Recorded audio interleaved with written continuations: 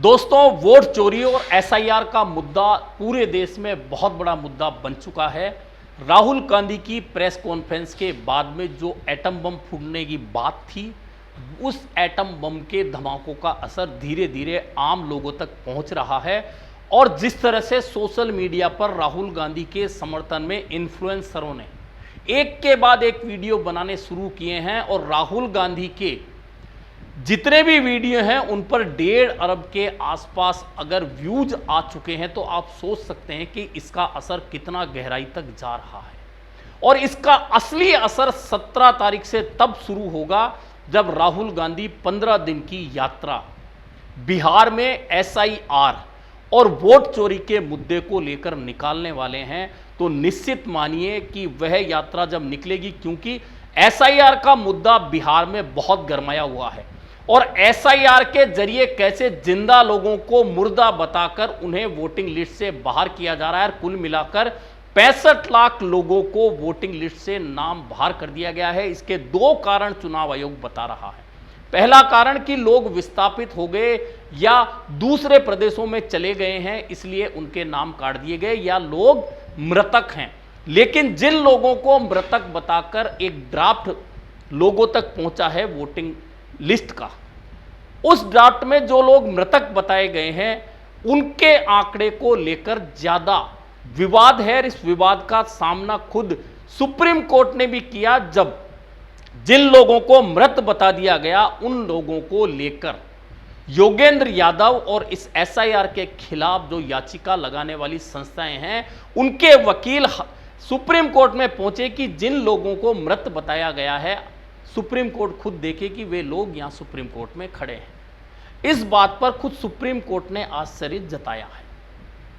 अब इस मुद्दे को लेकर राहुल गांधी 17 अगस्त से बिहार में यात्रा करने वाले हैं। उनके साथ में तेजस्वी यादव भी यात्रा पर निकलने वाले हैं। उसमें अन्य दल भी जुड़ेंगे जो इंडिया गठबंधन के साथ हैं। लेकिन 65 लाख लोग जिनका नाम वोटिंग लिस्ट से काटा गया है, अगर उनमें से अधिकांश लोग उस यात्रा में जुड़ गए, और जैसा कि तेजस्वी यादव ने चेतावनी दे दी है कि यदि हमारी आपत्तियों को नहीं मानकर चुनाव आयोग अड़ा रहा तो हम फिर चुनाव के बहिष्कार की बात सोच रहे हैं, उस पर निर्णय ले सकते हैं। और अगर चुनाव बहिष्कार का निर्णय इंडिया गठबंधन ले लेता है तो देश में पहली बार ऐसा होगा जब किसी प्रदेश में कोई भी विपक्षी दल चुनाव मैदान में नहीं उतरेगा। यानी कि यह मुद्दा जो वोट चोरी और एसआईआर के जरिए लोगों के नाम काटकर जबरन चुनाव जीतने की कोशिश का है, उसे हवा मिलेगी। और यह हवा क्यों मिलेगी? क्योंकि भले ही हिंदुस्तान का मीडिया राहुल गांधी को लेकर बहुत गंभीर ना दिखता हो, वह राहुल गांधी की खबरों से परहेज कर रहा हो, लेकिन न्यूयॉर्क टाइम्स या विदेशी अखबार या विदेशी मीडिया अगर इस पर चर्चा कर रहा है, सोशल मीडिया इतना बड़ा प्लेटफॉर्म है जिस पर लाखों इन्फ्लुएंसर लगातार वीडियो बना रहे हैं, हजारों लोग उनको देख रहे हैं, लाखों लोग उनको देख रहे हैं, खुद राहुल गांधी के वीडियो लाखों करोड़ों लोग देख रहे हैं।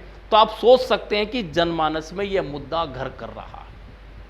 अब चुनाव आयोग इससे बचने का कितना भी प्रयास करे कि भाजपा के साथ हमारी मिलीभगत नहीं है, लेकिन आपको याद है कि एक दिन पहले यानी कि बुधवार को भाजपा के नेता अनुराग ठाकुर ने एक प्रेस कॉन्फ्रेंस की और प्रेस कॉन्फ्रेंस में 6 क्षेत्रों के डेटा लेकर आए, इलेक्ट्रॉनिक डेटा, और उन्होंने वह डेटा पेश किया कि जहां से अखिलेश यादव जीते हैं वहां इतने वोट 2,90,000 फर्जी वोटर हैं।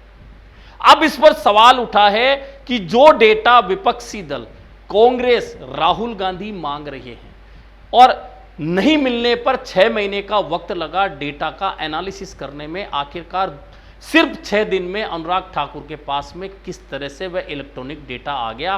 क्या चुनाव आयोग ने दिया है और नहीं दिया है तो क्या फर्जी डेटा अनुराग ठाकुर लेके आए जिसके आधार पर प्रेस कॉन्फ्रेंस की? इन दोनों ही बातों को लेकर जनमानस में फिर एक बात आ रही है कि क्या अनुराग ठाकुर ने जो आरोप लगाए हैं, क्या वह राहुल गांधी के आरोपों की पुष्टि नहीं है कि फर्जी वोटर बहुत सारे लोकसभा और विधानसभा क्षेत्रों में है?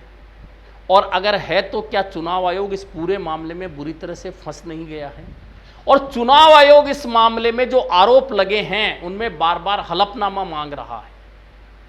दूसरी ओर जो पूर्व चुनाव आयुक्त हैं वे तमाम चुनाव आयुक्त कह रहे हैं कि जब इतने बड़े आरोप लगे हैं तो चुनाव आयोग को प्रतिष्ठा बचाने के लिए खुद जांच करके और साबित करना चाहिए कि जो आरोप लगाए गए हैं वे गलत हैं। लेकिन चुनाव आयोग तो सिर्फ यह कह रहा है कि राहुल गांधी ने बिना सबूतों के साथ में जो आरोप लगाए हैं, अगर उनके आरोप सही हैं तो हलफनामा देना चाहिए। दूसरी तरफ राहुल गांधी ने बहुत स्पष्ट कह दिया कि हमने लोकसभा की शपथ ली है सदस्य के रूप में, हम क्या हलफनामा दें। और यह बात जनमानस भी कह रहा है कि जो व्यक्ति 1.5 घंटे तक सबूतों के साथ प्रेस कॉन्फ्रेंस कर रहा है तो चुनाव आयोग सिर्फ छोटी मोटी बातें ना करे, वह सीधा आए और राहुल गांधी के जो आरोप हैं, जो सबूत राहुल गांधी ने पेश किए हैं, उनका एक एक करके खुलासा करे और मीडिया के सामने वह भी प्रेस कॉन्फ्रेंस करके बताए कि राहुल गांधी ने झूठे आरोप लगाए हैं।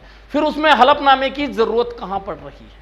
कुल मिलाकर यह मुद्दा अब जनमानस में पहुंच चुका है। कांग्रेस पहले दिल्ली में प्रदर्शन करने के बाद, अब राज्यों की राजधानी में प्रदर्शन करने के बाद आज पूरे देश के जिला स्तर पर प्रदर्शन कर रही है और उसके बाद ये प्रदर्शन ब्लॉक स्तर पर जाएंगे, फिर वार्ड स्तर पर जाएंगे, मंडल स्तर पर जाएंगे और फिर जनता को वो वीडियो दिखाए जाएंगे जो वोट चोरी के संबंधित हैं। यानी कि कांग्रेस इस मुद्दे पर पूरी तरह से आक्रामक होकर इस बात को साबित करना चाहती है कि अब जो लोकसभा में सरकार बनी है बीजेपी की, वह चोरी के वोटों से बनी है। महाराष्ट्र की सरकार चोरी के वोटों से बनी है, हरियाणा की सरकार चोरी के वोटों से बनी है। यह बात जनमानस में ले जाकर कांग्रेस इस बात को साबित करना चाहती है कि भाजपा ईमानदारी से मुद्दों के आधार पर चुनाव लड़कर देश में चुनाव नहीं जीत सकती।